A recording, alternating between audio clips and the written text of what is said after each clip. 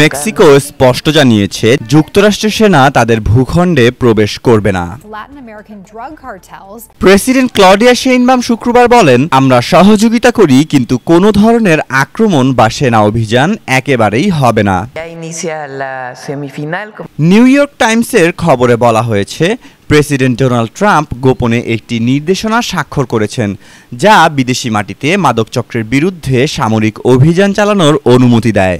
তবে white house জানিয়েছে, ট্রাম্পের প্রধান অগ্রাধিকার দেশের নিরাপত্তা নিশ্চিত করা। এর আগে ট্রাম্প 8টি মাদক চক্রকে সন্ত্রাসী সংগঠন হিসেবে ঘোষণা করেন, যার মধ্যে 6টি মেক্সিকোর।